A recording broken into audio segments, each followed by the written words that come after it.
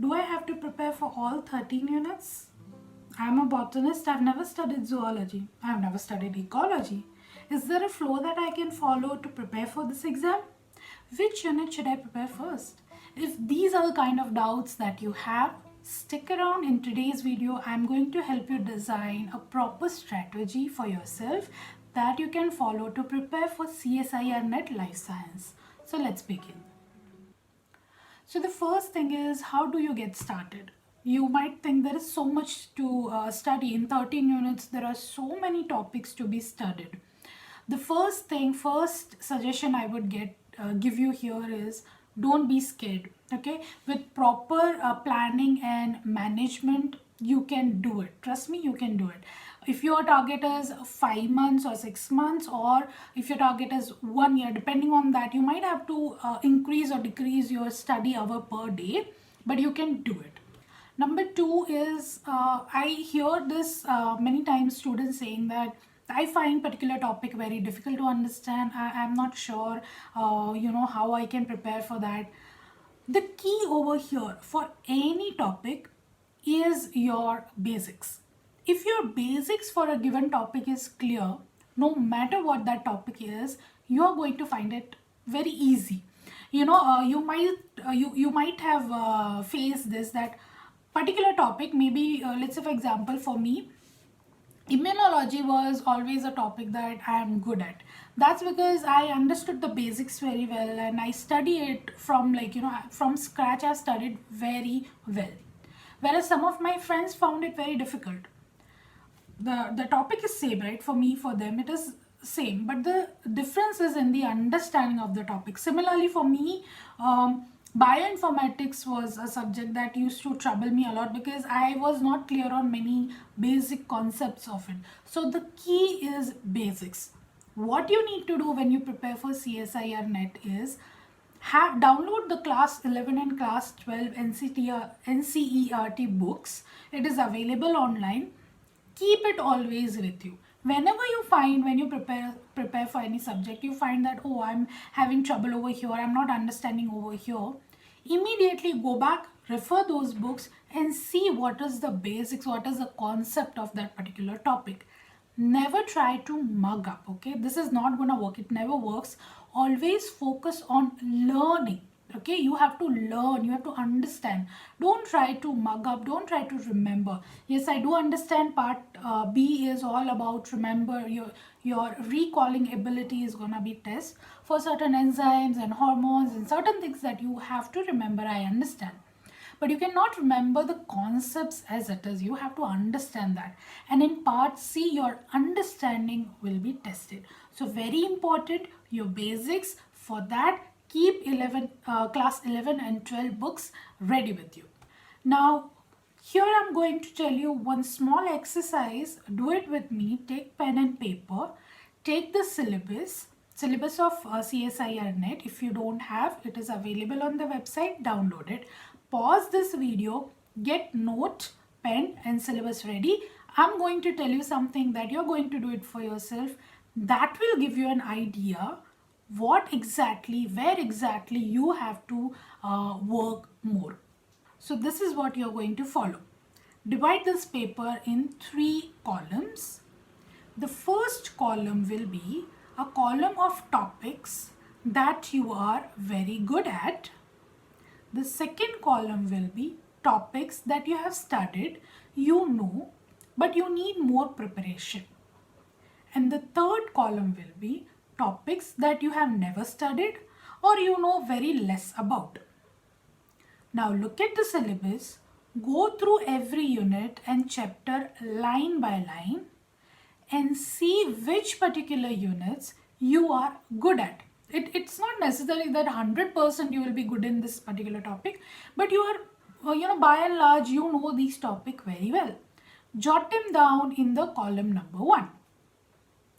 Followed by, look at the topics that you have studied, that you know about, but you need more preparation. With preparation, you can be good at these.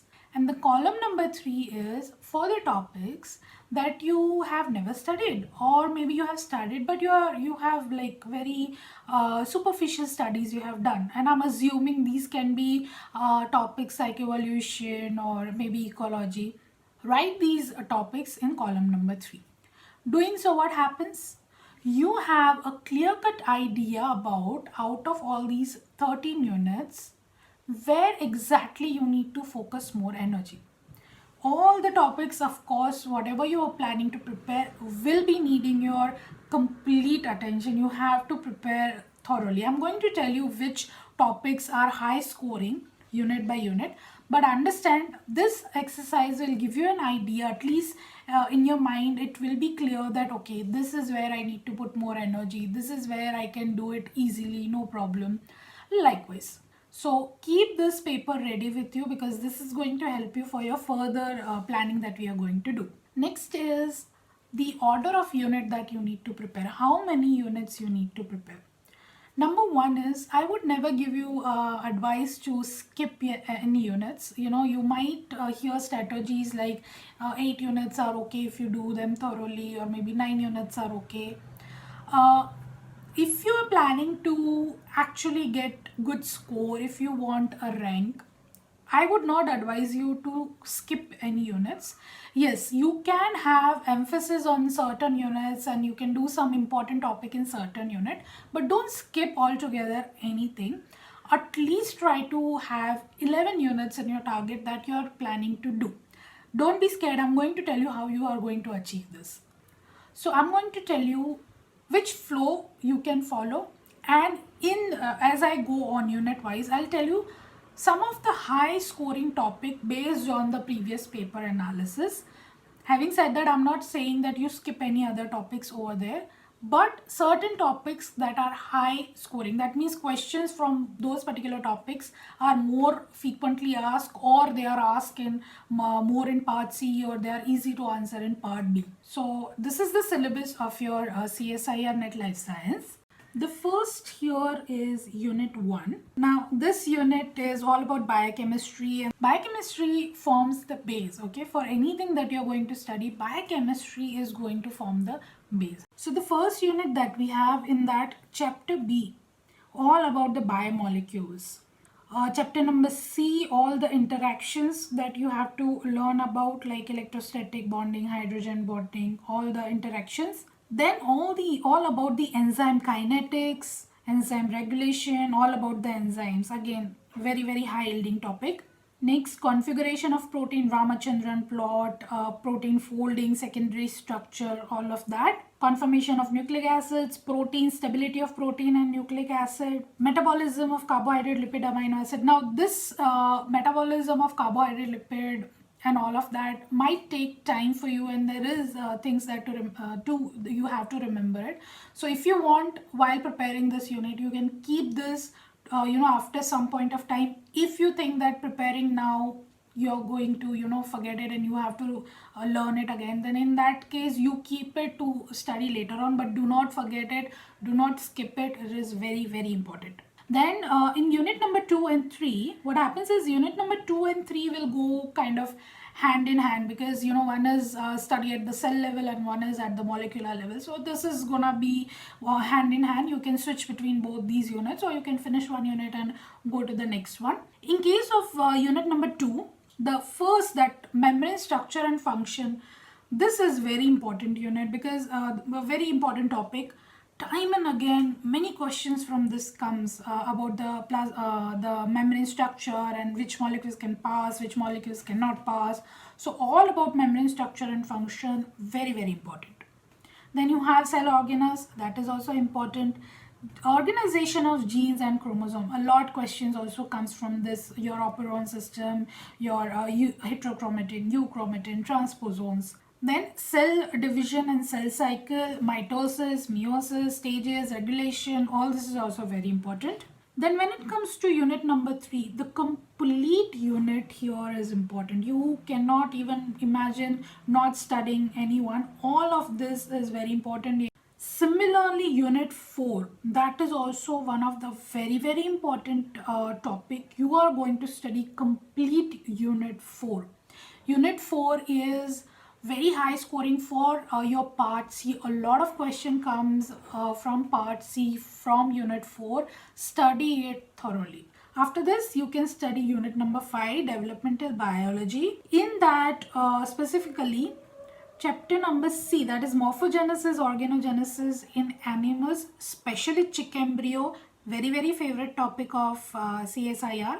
Then chapter number D, that is morphogenesis and organogenesis in plant, especially Arabidopsis thaliana, because that is the model plant in the research. So that is also given a lot of emphasis. So these are the two topics very high yielding. Other than that, of course, gametogenesis, fertilization, basic concept and early development, all of this is important. Now once you're done with developmental biology, move on to unit number 8, that is inheritance biology. In inheritance biology also a lot of question comes, especially Mendelian principles, concept of gene, extrachromosomal inheritance.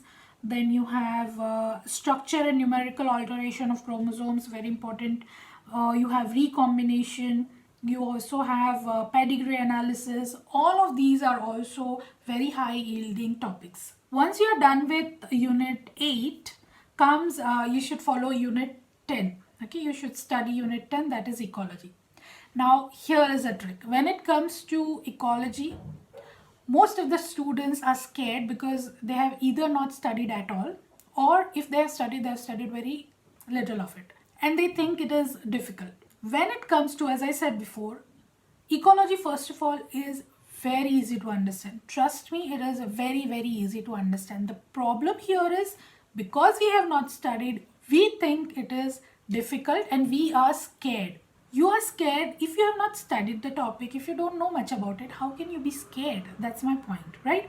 You don't know, and that's why that fear of not knowing the subject makes it scary for you. Trust me, it is very easy. Ecology concepts are really easy to understand. Give time to understand this particular unit, and you must study it. The whole unit is very important. A lot of question comes from this unit. This is one of the favorite topic or unit of CSIR net. So questions are guaranteed, and you are going to score if you have studied it thoroughly. And as I said, ecology is very easy. All you have to do is just get started. Start learning about it. I'm telling you, it's very easy. So when it comes to unit 10, you are going to study the complete unit. After ecology, you move to unit 7 or unit 6. So you go to either plant physiology or animal physiology. Generally, here's what student leave one unit and study another. I wouldn't say skip anything, but yes, pick one unit or one topic that you are good at for the time being. If I am good in animal physiology, I will take animal physiology, keep plant for later on once I'm done with other topics. You can do the same. The questions that frequently come is from chapter number B, that is cardiovascular system. Then you have nervous system, very important. Then you have excretory system, very important. And you have endocrinology and reproduction, that is also very important. Once you are done with this, come to unit number 13. In unit number 13, you have this histochemical and immunotechniques. These are also very important. ELISA, RIA, all these techniques, questions come from these techniques. Then you have chapter C, biophysical methods. These are also very important methods. Then you come to radio labeling technique. The questions come from this topic as well. Then molecular biology and recombinant DNA method. Then come to unit number 12, that is applied biology. In that chapter number H, biosensor is one topic from where a lot of questions, repeatedly a lot of question comes. Then you have bioremediation, phytoremediation, application of immunological principle, vaccine diagnosis, chapter number B is important. Then you have bioresources and uses of biodiversity. Once you are done with that, now you can come to unit number 11, that is evolution and behavior. Specifically in this, the chapter number A, that is emergence of evolutionary thoughts. Chapter number E, the mechanisms in that, population genetics, Hardy-Weinberg law, gene frequency, sympatricity, allopatricity, these are the important topics. And then chapter number C, paleontology and evolutionary history.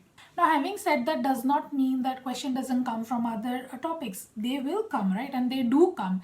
These are just, from the previous question paper have been seen that more question come from these areas. So these are very high scoring areas. But now at least you know in which flow you can start preparing. If at all you want to follow this flow, you can do it, or you go as per whatever you are comfortable with. For me, generally what happens is I like to prepare difficult topics first, because it's psychological for me that okay, I'm done with the difficult part, I don't have to worry about. Then I move on to little difficult, and then I go on to the easiest topic. So you can prepare as your own flow, however you like.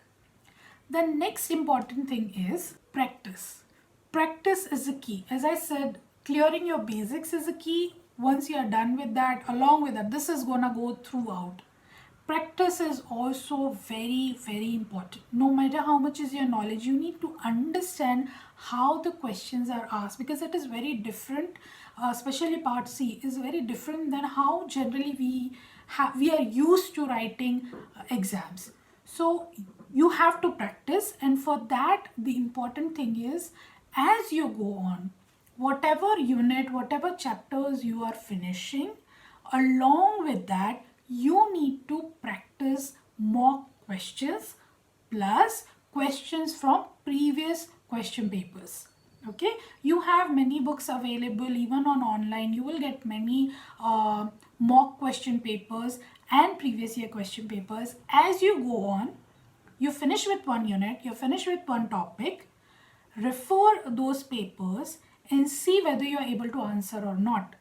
If not, see where is the problem and study it, and then move on, so that nothing is pending and you are also confident that you have studied that particular unit thoroughly. Okay, now all this is ready in your mind. You have now your syllabus ready. You know that which topic you are good at and which you need to give more emphasis on. You know the flow now, how you're going to go about it, and you have the question papers with you. Now you need to prepare the timetable. Make a timetable that how many hours a day you are going to dedicate for the study. Any kind of such exams do need proper timetable, and you have to follow that, right? It's just a question of 6 months or a year max that you're going to prepare and write the exam. Once you're done with it, that's all. So you have to make a timetable. Now, when it comes to making a timetable, make a practical timetable, not haphazard like today I'll prepare this or tomorrow I'll prepare that. No, you have to write it down on paper, day wise, if possible time wise. Like for me, always I used to study from 5:30 in the morning. My brain is very, very fresh in the morning. So morning 5:30 I will start till 8. I could study continuously. I would not say that you sit continuously. Take break after about hour or hour and a half. Make particular timetable. For Monday morning 5 to 6 you're going to study unit number this, or maybe topic number this. From 7 to 8 you will study this particular topic. How many hours a day you're going to give it to this? Divide those hours. Put whatever topic you want to study. Why I'm saying that put topic is, sometimes what happens, we think that we are going to do XYZ topic and you will be done. But if it is not written, you might take more time for something and you might not have time to study other topics. So you need to map out. For example, certain units you need more time. Give timeline to yourself. In 1 week, I am going to study 2 chapters from unit number 1. Just write it down, 2 chapters. Sometimes it happens we are not in mood to study particular thing. So what you will do is, whenever you feel like whatever studying, that much amount you will study from some other unit. Okay, so check that off that you have studied this particular topic. So making timetable, and the next thing is you paste it at your study desk. It should be visible to you all the time, so that you know that you are keeping a track of what you are going to study. Now, this is another thing. You need a dedicated place where you're going to study, because this again has a psychological effect that you have a proper, neat, dedicated space which is just for your study. So you have no distractions over there when you're studying. Make sure that your phone is put on DND. It is very important. Understand this, that you need to minimize distraction for time being till you prepare. You have to do this. And once you start understanding the basics, here is the fun part. I love studying. People, sometimes my friends used to make fun of me that you study all the time. What is this? How do you enjoy studying? Is because I enjoy the basics. I understand the concepts, and that makes it very interesting. Biology is very, very interesting subject. So make sure that you are understanding the basics of every topic. Have a fresh mind. If you have any kind of thinking or ideas in your head that this is difficult, this cannot happen, remove all that thoughts. Have a fresh mindset, follow all the strategy, and just sit and start preparing. It will happen. Now comes the next step, that is revision and writing mock test. Once you are in the flow, you have the timetable ready, you started preparing. As you go on, revision is very, very important. If you don't revise, it might happen that you might forget certain things. So while you prepare, I'm assuming you will make your notes, you will make the important points. Keep making post-it notes. You have seen if you have not seen my video on how I prepare notes, you will you see I make those compressed notes. Have a habit of making important points in compressed notes, which are always ready to just go through whenever you need. So revision is very important, and as you go on, keep on doing mock test. Once you are towards the end, you are done with 5 units, 6 units, 7 units, start writing more and more mocks, as many as you can do. And once you are done with your preparation, this is the key, in the last 1 month or last 15 days, you have to do as many papers as you can, especially the previously asked questions, the old question papers. Start practicing. Time yourself. See how much time you are taking. Make sure that you are finishing it in the given time. And while you do all this, do not forget your part A. Okay, so based on your need, because part A is something that everybody has their own knowledge for part A. So whatever need you have for part A, please prepare for part A alongside. I don't think dedicated you need more time for part A, but here and there make sure that you are preparing for part A also. And the last thing that you need to make sure when you are doing the mock, you will have to implement this, is be very mindful when you are answering. What happens, sometimes we are not sure about certain things. We are like, and CSIR is very tricky in this. You will find two options that you feel both are correct. So you have to be very careful when you're answering the questions. Unless and until you are 100% sure, don't take chances, because negative marking is one big thing, especially in part C. One negative answer would be a loss of 1 mark. It will cost you 1 mark. So unless and until you are confident about a question, do not just try to take a risk. And number two, if you're done with number of questions that you are supposed to answer, don't answer extra questions, because they just take the first questions that you have answered. So it's of no point. Don't waste your time. How many they have asked, just try to answer those, and answer only the ones that you're very, very confident. Do not try to take risk, because that will cost you 0.25 marks for each question. So that's all. I know I'm saying that's all, but it looks huge, but if you plan it out, it's not going to be. Today, if you are seeing this video and you have time to prepare for your exam, you're just starting off, I would say dedicate one day to make your complete strategy. Most of the time what happens, because we don't have a clear-cut roadmap, we don't have a clear-cut path, that's when it becomes all, it's not very exciting. If you have everything planned out, if you have everything properly mapped out, it is going to be easy. So what you do is, take one day, maybe if you have time to prepare for CSIR NET, take time, take the syllabus, write down which topics you are very good at, moderate topics, and you are weak at, as I said in the beginning. Make a very good timetable that is practical. divide the units that you're going to prepare on which particular day. Make sure that you map it out in a way, suppose you have 5 months, make sure that you have divided the topics in these 5 months, keeping in mind that you are also going to do the mock test also as well. So divide that, make a time frame, paste it today on your study desk, have a fresh mindset. If you have any kind of old thoughts in your mind that this is difficult, it cannot happen and all, forget all of that. I am telling you, you can prepare if you do it with proper planning and proper strategy. And I really hope that this video gave you some kind of idea. This is one topic that I get asked so many times. I don't know, for some reason I could never I did not even think that this is a topic that I need to make a video on, but I have realized that this is one place where many students struggle a lot, and I understand because there is so much to prepare. But planning is the key. If you know me for a while, you know that I do even a small thing with proper planning. I have to write it down, I have to frame it out.